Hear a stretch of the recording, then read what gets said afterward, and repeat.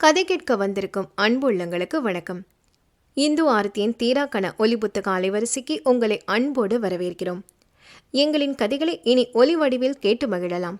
கதையை கேட்டுவிட்டு உங்களுடைய பொன்னான கருத்துக்களை எங்களுடன் பகிர்ந்து கொள்ளுங்கள் நட்புகளே. தொடர்ந்து எங்களுடைய சேனலை சப்ஸ்கிரைப் செய்து உங்கள் உறவினர் மற்றும் நண்பர்களுடன் பகிர்ந்து கொள்ளுங்கள். இன்று நாம் கேட்கவிருக்கும் ஒலி புத்தகம் இந்துஷா மற்றும் ஆர்த்தி கோபியின் கட்டுண்டேன் நின் காதலில். நான் உங்கள் ஆர்ஜே கிருத்திகாராஜ். அத்தியாயம் 11. சுவாதியுடன் பேசி முடித்தவன் வீட்டிற்கு செல்லும் வழி எங்கும் வெண்ணிலாவை பற்றி யோசித்து கொண்டு சென்றான். காதல் என்றாலே பொய் என்று எண்ணுபவளை எப்படி தன் உண்மையான காதலை உணர்த்துவது? நேற்று காதல் கொண்ட வேளை அவள் அவனுக்கு சொந்தமில்லை. இன்று அவளை சொந்தமாக்கி கொண்டாலும் அவனின் உயிர் காதல் உதவப் போவதில்லை என்ற வருத்தமே அவனுள் தோன்றியது. வீட்டிற்கு சென்றவன் என்றுமில்லாமல் அமைதியாக புத்துணர்ச்சி பெற்று இரவு உணவை சாப்பிட வர, செல்லா, ஆஃபீஸில் வேலை அதிகமா? பார்க்கவே ரொம்ப சோர்ந்து போயிருக்க. கௌரி, அவன் சரியா சாப்பிட்டானா என்று கிருஷ்ணவேணி பாட்டி அக்கறையுடன் விசாரித்தார். வந்தனா எங்க பாட்டி என்று அவன் கேட்க, தான் கேட்டதற்கு இந்த கேள்விக்கும் என்ன சம்பந்தம் என்று கிருஷ்ணவேணி யோசித்தார். நாளைக்கு காலேஜில் ஏதோ கொண்டாட்டமா, அதனால காலையில் 6 மணிக்கு எல்லாம் போகணும்னு சீக்கிரம் தூங்கிட்டா. என்னாச்சு செல்லா, எங்ககிட்ட ஏதாவது பேசணுமா என்று பாட்டி கேட்டதும் அவன் ஆமாம் என்பது போல் தலையசைத்துவிட்டு பெரியவர்களை அழைத்து முற்றத்தில் அமர்த்தி எப்படி தொடங்குவது என்று தயங்கினான். ஒரு கட்டத்தில் இதை சொல்லித்தான் ஆக வேண்டும் என்றெண்ணி, உங்கள் எல்லார்கிட்டையும் ஒரு முக்கியமான விஷயம் சொல்லணும், அதை முழுசாக கேட்டுட்டு நான் எடுத்த முடிவு சரியா இருக்கா இல்லையான்னு சொல்லுங்க என்று பீடிகையுடன் ஆரம்பித்தவன் வெண்ணிலா மீது தான் கொண்ட காதல் ஏற்கனவே அவள் வேறொருவனுக்கு நிச்சயம் செய்தவள் என்று அறியாமல் இருந்ததும், பிறகு தவறை உணர்ந்து விலகி சென்றதும், இன்று மீண்டும் சுவாதி மூலம் வெண்ணிலாவின் திருமண தடைப்பட்டதும் அதன் காரணம் என்று அனைத்தையும் பகிர்ந்து முடித்தான். அவன் சொல்லி முடித்ததும் சிறிது நேரம் அங்கு அமைதி நிலவ, கிருஷ்ணவேணி, இப்போ என்னச்செல்லாம் முடிவு பண்ணியிருக்க? நாங்கள் உனக்கு ஏதாவது உதவணுமா என்றார் அவர். அவரை தொடர்ந்த கௌரி, இப்போ கல்யாணத்தை நிறுத்துறது எல்லாம் ரொம்ப சுலபமாக போச்சுல. ஆனால் எப்படி இருந்தாலும் கடைசியில் அந்த பொண்ணும் அவங்க அம்மா அப்பாவும் தான் பாதிக்கப்படுறாங்க. இத்தனைக்கும் அவங்க ஒருத்தருக்கு ஒருத்தர் சொந்தம் தானே. எப்படி ஏமாத்த மனசு வந்தது அந்த பையனுக்கு? நீ இப்போ என்ன சொல்ல வரச்சல்லா என்று அவர் கேட்டார். அம்மா, எனக்கு நிலாவை பார்த்ததும் பிடிச்சதுன்னு எல்லாம் சொல்ல வரல. எனக்கு எப்போ அவள் மேலே ஒரு பாதிப்பு வந்ததோ அது வந்த வேகத்தில் என்னை அடக்கி வச்ச மாதிரி அவளோட திருமணத்தை பற்றி கேள்விப்பட்டேன். இப்போ அவள் இருக்க நிலைமையில என் விருப்பத்தை போய் சொன்னா அது நான் சந்தர்ப்பத்தை பயன்படுத்துகிற மாதிரி இருக்கும். என்னோட உண்மையான அன்பும் எடுப்படாமலே போயிடுமா? என்னோட விருப்பத்தையே சொல்ல முடியாமல் இருக்கிறப்ப எப்படி அவளை கல்யாணம் பண்ணுறதுன்னு யோசித்தேன். அப்படி யோசிச்சப்போ சந்திரவும் சுவாத்தியும் கொடுக்குற நம்பிக்கையிலும் உங்கள் ஆசீர்வாதத்தாலும் ஒரு முடிவெடுக்கலாம்னு இருக்கேன் என்றான். வெற்றி என்ன சொல்ல வருகிறான் என்று புரியாமல் பார்த்தவர்கள், சொல்லுப்பா, எங்கள் ஆசீர்வாதம் எப்பவும் இருக்கும். அவங்க வீட்டில் போய் பொண்ணு கேட்கணுமா என்றார் கிருஷ்ணவேணி. ஆமாம், நீங்கள் எல்லாரும் போய் பொண்ணு கேட்கணும். இது காதல் கல்யாணமாக இல்லாமல் பெரியவங்களாக பார்த்து வைக்கிற கல்யாணம் மாதிரி பண்ணணும். இது கடைசி வரைக்கும் நிலாவுக்கு தெரியக்கூடாது. அது மட்டும் இல்லை, எனக்கும் ஏற்கனவே ஒரு திருமணம் தடப்பட்டு போச்சுன்னு ஒரு பொய்யை சொல்லணும் என்று தயக்கமாக கூறினான். அதுவரை பொறுமையாக கேட்டு கொண்டிருந்தவர்கள் அவன் கடைசியாக சொன்னதை கேட்டு அதிர்ந்து அவனை பார்க்க, அப்போது கௌரி, இங்கே பாரு செல்லா, எங்களுக்கு இந்த கல்யாணத்துக்கு போய் பேசுறது எல்லாம் பரிபூரண சம்மதம்தான். ஆனால் எதுக்காக ஒரு பொய்யை சொல்லணும்? அதுவும் இல்லாமல் இப்போதான் கல்யாணம் நின்று போச்சுன்னு சொல்கிற உடனே நாம் அவங்கள இன்னொரு பொய் சொல்லி அணுகுனா அது சரி வருமா? நாம் அந்த பொண்ணுக்கு கொஞ்சம் அவகாசம் தரணும் இல்லையாப்பா? பொண்ணுங்க மனசு எல்லாம் அவ்வளவு சுலபமாக இந்த விஷயத்திலிருந்து வெளிவர முடியாது. நாங்கள் உனக்கு முழு ஆதரவு தரோம். ஆனால் இந்த பொய்யை தான் என்னை யோசிக்க வைக்கிது வெற்றி என்று கௌரி தன் மனதில் இருந்ததை வெளிப்படுத்தினார். எதுக்கு அவகாசம் தரணும் கௌரி? நீ சொல்கிறது உண்மைதான். அவ்வளவு சீக்கிரம் வெளிவர முடியாதுதான். ஆனால் அதே சமயம் அந்த பொண்ணுக்கு கொடுக்குற இடைவெளியில் அவன் மனசு மாறும்னு நீ நினைக்கிறியா? அந்த பையன் என்னமோ சந்தோஷமாக வேற கல்யாணம் பண்ணிக்கிட்டு போயிட போகிறான். அவனுக்கு ஒரு பிரச்சனையும் இல்லை. பொண்ணு தான் இங்கே மாறி போச்சு, கல்யாணம் நின்று போகலை. ஆனால் அந்த பொண்ணு நிலைமையை யோசிச்சியா? ஊர் உலகம் அவளை தான் ஏதாவது பேசும். ஏற்கனவே ஒரு வெறுப்பில் இருக்கிற பொண்ணுக்கு இன்னும் இந்த இடைவெளியும் அவதூறு பேச்சுகளும் அவளுக்கு கல்யாணம்னு சொன்னாலே வெறுப்பை ஏற்படுத்தும். எத்தனை பொண்ணுங்களுக்கு உடனே வரனாமையும் சொல்லு. அப்படியே அமைஞ்சாலும் அந்த பொண்ணை நல்லபடியாக பார்த்துக்கணும்னு அந்த பொண்ணை பெற்றவங்க படும் வேதனை ரொம்ப கஷ்டம். வெற்றி, நீ சொல்றது சரி. 1000 பொய் சொல்லி ஒரு கல்யாணத்தை பண்ணலாம்னு தானே சொல்லியிருக்காங்க. இந்த ஒரு பொய் சொல்றதுனால ஒரு பொண்ணுக்கு நல்ல வாழ்க்கை கிடைக்கும்னா நம்ம போய் சொல்லலாம் என்று நித்யானந்தன் தன் மகனுக்காக பரிந்து பேச அவர் பேச்சின் உண்மையை அனைவரும் புரிந்து கொண்டனர். நீ சொல்றது சரிதான் நந்தா. ஆனா ஏற்கனவே அவங்க அம்மா அப்பா முன்ன பின்ன விசாரிக்காம இப்படி பண்ணிட்டோமேன்னு நினைச்சு கவலையில இருப்பாங்க. அந்த நிலைமையில இப்போ இந்த பொய் எடுபடாது என்றார் கிருஷ்ணவேணி. நான் அந்த பொண்ணுக்கிட்ட மட்டும்தான் அப்படி சொல்றேன் பாட்டி. அவங்க அம்மா அப்பா கிட்ட எதையும் மறைக்கக்கூடாது. இந்த பொய் கூட அவங்களுக்கு எந்த விதத்திலும் ஒரு சங்கடமோ தாழ்வு மனப்பான்மையோ வந்துடக்கூடாதுன்னு நான் சொல்கிறேன். அப்பா சொல்கிற மாதிரி நாம் எந்த இடைவெளி கொடுக்காம அவளை கல்யாணம் பண்ணிக்கிட்டு மனைவிங்கிற உரிமையில் என்னோட அன்பை புரிய வைக்கணும் பாட்டி. ஏற்கனவே அவளை நான் விரும்பினது அவளுக்கு எந்த காலத்திலும் தெரியக்கூடாது. அது அவளை பாதிக்கலாம். இது ஸ்வாதி என்கிட்ட வேண்டி கேட்டுக்கிட்டான். ஸ்வாதி அவளோட நெருங்கிய தோழி. அவளோட மனசு எப்படி நினைக்கும்னு அவளுக்கு தான் தெரியும். நீங்கள் எல்லாரும் சம்மதிச்சா நான் ஸ்வாதி மூலமாக நிலா வீட்டில் பேச சொல்கிறேன் என்றான். அவன் சொன்ன இந்த காரணத்தில் நெகிழ்ந்த கிருஷ்ணவேணி தன் பேரனை ஆசிர்வதித்தார். உன் மனசு போல எல்லாம் நடக்கும் வெற்றி. நாங்கள் எப்போ வேணாலும் பேச தயாராக இருக்கோம். நீ ஒரு பொண்ணை எவ்வளவு தூரம் நேசிக்கிறனா கண்டிப்பாக அந்த பொண்ணு நம்ம குடும்பத்துக்கு ஏற்றவளாதான் இருப்பா என்று மகிழ்ச்சியாக கூறினார். பெரியவர்களிடம் நன்றியை தெரிவித்தவன் அவர்களிடம் ஆசிர்வாதமும் பெற்றான். அம்மா, வந்தனா கிட்ட நீங்களே சொல்லிடுங்க, எனக்கு தயக்கமாக இருக்கு என்று கூறிவிட்டு தன் தளத்திற்கு செல்லும் பொழுது, டே நில்லுடா, அந்த பொண்ணோட ஃபோட்டோ கண்டிப்பாக வச்சிருப்ப. எனக்கு இப்போவே பார்க்கணும் போல இருக்கு. கொஞ்சம் எங்கள் கண்ணிலையும் காட்டு என்று பாட்டி அவனை வம்பெடுத்தார்.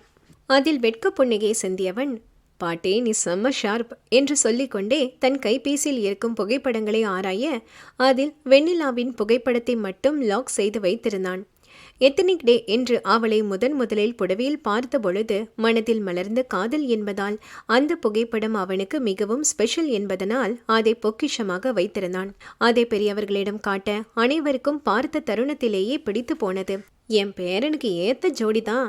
நந்தா, நம்ம நாளைக்கு இந்த பொண்ணு வீட்டில் போய் பேசலாம் என்று அவரின் ஆர்வத்தை காட்ட வெற்றி சந்தோஷ மிகுதியால் பாட்டியை அணைத்து கொண்டான். ஆஹா பாட்டி, நீ என்னை விட வேகமாக செயல்படுற. ரொம்ப தேங்க்ஸ் பாட்டி என்று கூறிவிட்டு மேல்தளத்திற்கு சென்றான். வீட்டில் சொல்லிவிட்டதால் வந்த மன நிம்மதியா அல்லது தொலைந்து போன காதல் மீண்டும் அவன் கையில் சேரும் தருணமா என்பது புரியாமல் அன்று இரவு நிலாவின் நினைவுகளில் மீண்டும் தன்னை மீட்டெடுத்தான். அவளை திருமணம் முடிக்கும் வரை எந்த தடங்களும் வராமல் இருக்க இறைவனை வேண்டியபடி நிம்மதியாக உறங்க சென்றான். வெண்ணிலாவுக்கு தெரியாமல் ஸ்வாதி அவளின் எதிர்காலத்திற்காக வெற்றிக்கு உதவ நினைத்தாள். அதன் முதற்கட்ட நடவடிக்கையாக மங்கியை போனில் அழைத்தவள் அவரிடம் தனியாக சந்தித்து பேச வேண்டும் என்று சொல்ல அன்று மாலை கோயிலில் சந்தித்து ஸ்வாதி மங்கையிடம் வெற்றியின் மனதில் உள்ள ஆசையை பற்றியும் அவன் குடும்பத்தை பற்றியும் எடுத்து சொல்லி வெற்றியின் வீட்டில் அவர்களை சந்திக்க விரும்புவதாகவும் தெரிவித்தாள். மகளின் திருமணம் ஒருமுறை தடைப்பட்டதால் மங்கை பொறுமையாக ஸ்வாதி கூறியதை அனைத்தையும் கேட்டுக்கொண்டாலும் ஸ்வாதியின் அக்கறையில் நெகிழ்ந்தவர் பிறகு கிருஷ்ணனிடம் கலந்து பேசி ஒரு பதிலை தெரிவிப்பதாக கூறினார். ஆண்டி, ஒரு நிமிஷம். உங்க பயம் எனக்கு புரியாமல்ல. நான் பார்த்த வரைக்கும் வெற்றி நம்ம நிலாவுக்கு ரொம்ப பொருத்தமானவர். சொல்லப்போனா அவர் நிலாவை விரும்புறது அவளுக்கே தெரியாது என்றதும் மங்கையை ஆச்சரியமாக பார்த்தார். உங்ககிட்ட பேசினதுக்கு அப்புறம் கௌரி ஆண்டி உங்களுக்கு ஒரு ஃபோன் போட்டு கொடுக்க சொன்னாங்க. உங்களுக்கு சரின்னு பட்டா அவங்களுக்கு கால் பண்ணவா என்றாள். சில நொடி தயங்கினாலும் பிறகு உடனே பேச சம்மதித்தார். கௌரியுடன் பேசத் தொடங்கியதும் இருவரும் பரஸ்பர அறிமுகம் செய்து கொண்டு பொதுவாக பேச ஆரம்பித்தனர். அடுத்த கௌரி தன் மகனை பற்றியும் மங்கை வெண்ணிலாவை பற்றியும் பகிர பெண்மணி இருவருக்குள் ஒரு நட்பு மலர்ந்தது. சில நிமிடங்கள் கழித்து பேச்சை முடித்தவரின் முகத்தில் ஒரு தெளிவு இருப்பதை உணர்ந்தாள் ஸ்வாதி. சரிம்மா ஸ்வாதி, நான் அங்கிள் கிட்ட பேசிட்டு உனக்கு சொல்கிறேன். நீ பார்த்து பத்திரமா வீட்டுக்கு போ என்றார். சரி ஆண்டி, அப்புறம் மறந்துடாதீங்க. இப்போதைக்கு நிலாவுக்கு எதுவும் தெரிய வேணாம் ப்ளீஸ் என்றாள். தோழி மீது வைத்த அன்பில் கரைந்தவர் ஸ்வாதியின் தலையை வருடி, உன் ஃப்ரெண்டு கிட்ட கண்டிப்பாக எதையும் சொல்ல மாட்டேன், தைரியமா இரு என்று பாசமாக உறுதியளித்துவிட்டு நகர்ந்தார்.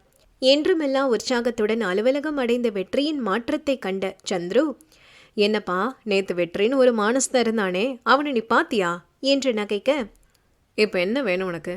காலையிலே வம்பா, போய் வேலையை கவனி என்று தன் வெட்கத்தை மறைத்து பதிலளித்தான் அவன். நண்பனின் பதிலில் அவனை உற்று பார்த்தவன், நீ நடத்துப்பா, எங்களையெல்லாம் மறக்காம இருந்தா சரி என்று சொல்லி நகர்ந்தான். சந்துரு சென்றதும் ஒரு முறை வெண்ணிலாவின் காலி இருக்கை பார்த்துவிட்டு தன் கை கடிகாரத்தில் மணியை பார்த்தான். நேரம் செல்ல நிலாவின் வருகை ஆவலுடன் எதிர்பார்த்து கொண்டிருந்தான். அப்போது யாரோ அவனிடம் நெருங்கும் அரவம் தெரிந்து திரும்ப பிரீதா அவனை நெருங்கியிருந்தாள். இவள்தானா என்று ஏமாற்றமாக பார்த்தவன் மனதில் சலித்து கொண்டான். ஹலோ வெற்றி, குட் மார்னிங். வந்தவுடனே உங்களுக்கு தான் முதல்ல ஒரு குட் நியூஸ் சொல்லணும்னு நினைச்சேன் என்று சொல்லிக்கொண்டே அவன் அருகில் இருந்த இருக்கையில் அமர்ந்ததும் வெற்றி சற்று விலகி அமர்ந்தான். பிரீதா அவளின் கைப்பையிலிருந்து ஒரு கார்டை எடுத்து, எனக்கு அடுத்த மாசம் கல்யாணம், நீங்க கண்டிப்பா வரணும் என்று சொல்லி அந்த கார்டை நீட்ட அதில் அதிர்ச்சி அடைவான் என்று எண்ணியவளுக்கு அவனின் அலட்சிய பார்வையே கிடைக்க அதில் கோபம் கொண்டாள். ஓ அப்படியா, வாழ்த்துக்கள் பிரீதா, ஹாப்பி ஃபார் யூ என்று வெற்றி வாழ்த்த அவனை சீண்டுவதாக எண்ணி, மாப்பிள்ளைக்கு என்னை பார்த்த உடனே பிடிச்சு போச்சு. பெங்களூர்ல சொந்தமா 3 கம்பெனி நடத்துறாரு. சொல்லப்போனா நானும் இனிமே ஒரு மேனேஜிங் டைரக்டர். என்னோட உட்பி மாச சம்பளம் வாங்குற ஆளா இல்லாம சம்பளம் கொடுக்கிற ஆளா இருக்காரு என்று வெற்றியை தாக்குவதாக எண்ணி பேச, ஆனால் அவன் அதற்கு, ரொம்ப சந்தோஷம் பிரீதா, அவருக்கும் என்னோட மனமார்ந்த வாழ்த்துக்களை சொல்லிடுங்க என்று சொல்லிக்கொண்டே அவளை கத்தரித்து விடும் எண்ணத்தில் எழ, அப்பொழுது சுவாதியும் நிலாவும் உள்ளே நுழைந்தார்கள். இவர்கள் இருவரும் நெருக்கமாக நின்று பேசுவதே அவர்களின் கண்களில் பட சுவாதியின் உள்ளம் பிரீதாவை எண்ணி படப்படுத்தது. கடவுளே, என்ன வில்லங்கம் பண்றாளோ என்று மனதில் எண்ண வெண்ணிலா அவர்களை பொருட்படுத்தாமல் தன் நெருக்கிக்கு சென்று அமர்ந்தாள். பிரீதா லவ் சக்சஸ் ஆயிடுச்சு போல, தைரியமா ஃப்ளோர்லேயே பேசுறாங்க என்று நிலா கிண்டலாக பேச சுவாதி அமைதியாகவே இருந்தாள். சுவாதியிடமிருந்து பதில் வராததால், என்ன ஆச்சடி, ஏன் திடீர்னு அமைதியாயிட்ட என்று நிலா கேட்டவுடன், ஒண்ணுமில்ல நிலா என்று சமாளித்தாள். இல்ல, ஏதோ சரியில்லை, உன் கவனம் எங்கேயோ இருக்கு என்று சொன்னதும் அப்போது இளங்கோ உள்ளே நுழைந்தான். அவன் வருகை கண்டு இருவரும் அவனை யதார்த்தமாக நிமிர்ந்து பார்க்க இளங்கோ அவர்களை கடந்து செல்லும் வரை சுவாதி மீது அழுத்தமாக பார்வையை பதிய வைத்தபடி சென்றான். அதை கண்ட நிலா, ஓ கதை அப்படி போகுதா, சார் இப்போல்லாம் தில்ல பார்த்துக்கிட்டே போறாரு. என்ன மேடம், எனக்கு தெரியாம ஏதாவது நடக்குதா என்று தோழியை வம்பு செய்தாள் வெண்ணிலா. இளங்கோவின் பார்வை சுவாதியை வருடினாலும் அதை சாதாரணமாகவே எடுத்துக்கொண்டாள். உனக்கு தெரியாம நான் என்ன பண்ணியிருக்கேன் என்று கூறியவள் மனதில், சாரி நிலா, உனக்கு தெரியாம பண்ண வேலை, இனி பண்ண போற விஷயங்கள் எல்லாமே உன் நன்மைக்கு என்று மனதிற்குள் மன்னிப்பும் கேட்டாள். அப்படியா, அப்போ இளங்கோவோட பார்வைக்கு என்ன அர்த்தம்? எனக்கு என்னவோ உள்ளுக்குள்ள ஏதோ ஒன்று ரொம்ப நாளா ஓடுற மாதிரி ஒரு ஃபீல் என்றாள். ஓடவும் இல்லை, நிற்கவும் இல்லை, வேலையை பார்க்கலாமா?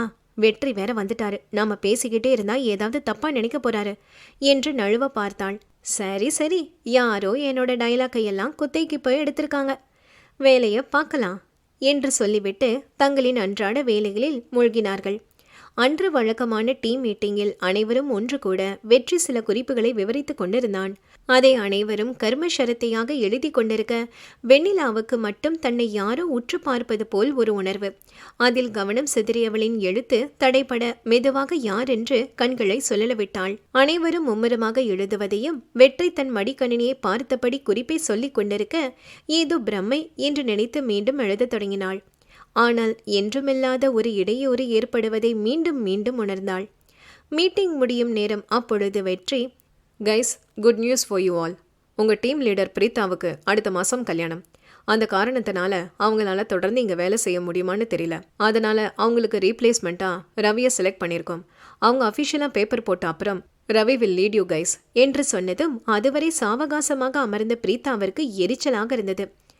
வெற்றி, என் கல்யாணம் என் தனிப்பட்ட விஷயம், ஏன் அனுமதி இல்லாமல் எப்படி மீட்டிங்கில் சொல்லலாம்?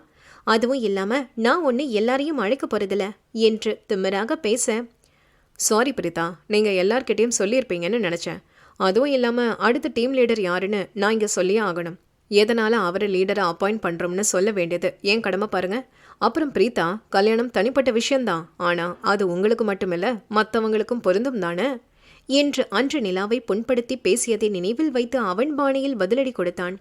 வெற்றியின் பேச்சில் அர்த்தம் புரிந்த வெண்ணிலா அவள் அறியாமல் மனம் குளிர்ந்தது. அவன் பிரீதாவிடம் பேசி முடித்ததும் எதேச்சையாக வெண்ணிலாவை பார்க்க அவர்கள் இருவரின் பார்வை முட்டிக்கொண்டது. அதை எதிர்பாராதவள் உடனே சுதாரித்து கொண்டு கண்களினால் நன்றியை தெரிவித்தாள். அதில் மகிழ்ந்தவன் அவளை பார்த்து இதழ் ஓரத்தில் அவளுக்கு மட்டும் புரிவது போல் புன்னகை சிந்தினான். அந்த புன்னகையை இதுவரை பாராதவள் அதில் வியந்து, இந்த செடுமூஞ்சிக்கு இப்படி சிரிக்க கூட தெரியுமா என்று மனதில் நினைத்து கொண்டாள். பிறகு அனைவரும் கலைந்து அவரவர் இருக்கைக்கு செல்ல பிரீதாவை வேகமாக நெருங்கிய நிலா, ஹாய் பிரீதா, வாழ்த்துக்கள். கல்யாணம் ஆகிட்டா பொண்ணுங்க வேலைக்கெல்லாம் வரமாட்டாங்கன்னு அன்னைக்கு வீரவசனம் பேசுனீங்க, ஆனால் பாவம், இன்னைக்கு இவ்வளவு அவசரமாக முதல்ல நீங்கள் தான் கல்யாணம் பண்ணிக்க போறீங்க. உங்கள் பொறுப்புணர்ச்சியை நான் ரொம்ப பாராட்டுறேன் என்று நகைத்தாள். ஏற்கனவே வெற்றியின் பேச்சில் கடுப்பானவள் இவளின் கிண்டலுக்கு பதில் சொல்ல முடியாமல் இருக்க, இருந்தாலும் தன் திமிருத்தனத்தை காட்ட, தேங்க்ஸ், ஆனால் பாரு, உன்ன மாதிரி கல்யாணத்துக்கு அப்புறம் வீட்டு வேலை பண்ணிக்கிட்டு உட்கார மாட்டேன். நான் இப்போ ஒரு பெரிய கம்பெனிக்கு மேனேஜிங் டைரக்டராக ஆக போகிறேன். எப்படியும் என் கேரியரில் எந்த பிரச்சனையும் இல்லை. உன் நிலைமை தான் பாவம், ஒரு டீம் லீடர் போஸ்ட்டுக்கே உன்னோட கல்யாணம் ஒரு தடையாக இருக்கு என்று பதில் கூறிவிட்டு நகர்ந்தாள். அவளுடைய திருமணத்தை பற்றி பேசியதும் உண்மை தெரியாத பொழுதே இப்படி பேசுகிறாளே, இதில் என் திருமணம் நின்று போய்விட்டது என்று தெரிந்தால் என்னை கேவலமாக பார்ப்பாள். அவள் பார்வையை சட்டை செய்யாமல் இருந்தாலும் உண்மை அதுதானே. இந்த திருமணத்தால் கிடைக்கவிருந்த பதவியையும் நாம் இழந்துவிட்டோம். இதை எப்படி சரி செய்யக்கூடும் என்ற கவலையில் மூழ்கினாள். தோழியின் முகவாட்டத்தை கண்ட சுவாதியும் மீனாட்சியும், அவ கிடக்கிறா சரியான லூசு, காசு மட்டும்தான் வாழ்க்கைன்னு நினச்சிக்கிட்டு இருக்க ஆளு, நல்ல வேலை வெற்றி தப்பிச்சாரு என்று மீனாட்சி சொன்னதும் சுவாதி ஒரு பாவத்தில் பார்க்க, நிலாவும் வெற்றியின் பெயரை கேட்டதும் தனக்காக பேசியதை நினைத்து வேறு ஒரு பாவத்தில் பார்த்தாள்.